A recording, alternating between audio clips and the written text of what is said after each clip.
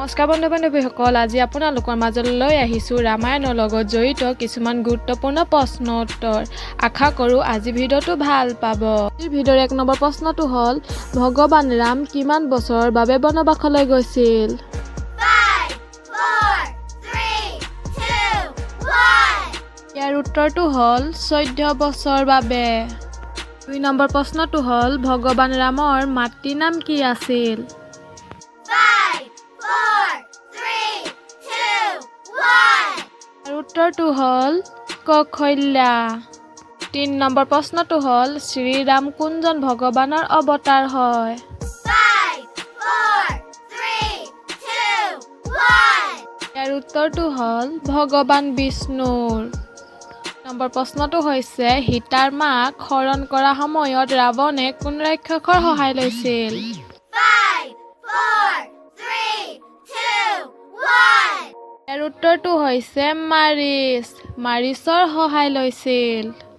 5 number প্ৰশ্নটো হৈছে ভগৱান ৰামক প্ৰথমে কোনে কৈছিল যে ৰাৱণে সীতাক হৰণ কৰি নিছিল? 5, 4, 3, 2, 1. ইয়াৰ উত্তৰটো হৈছে জয়াতু। 6 নম্বৰ প্ৰশ্নটো হৈছে সমুদ্ৰত সেতু বান্ধিবৰ বাবে দায়িত্ব কোন দুজন ভাই ককাইক দিছিল? 5, 4, 3, 2, 1.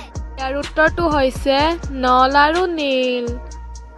7 নম্বৰ প্ৰশ্নটো হৈছে ৰাৱণৰ পত্নীৰ নাম কি আছিল? 5, 4, 3, 2, 1.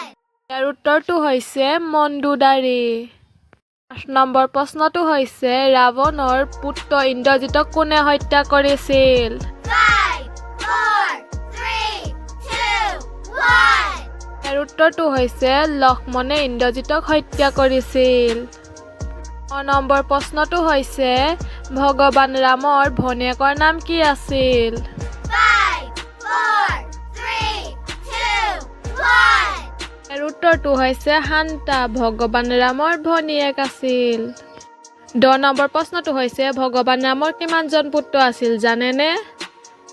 বন্ধু-বান্ধৱীসকল, ইয়াৰ উত্তৰটোনো কি হ'ব আপোনালোকে কমেণ্ট কৰি জনাবচোন। বাৰু, নতুন এটা ভিডিঅ'ত লগ পোৱা আশাৰে আজিলৈ ধন্যবাদ।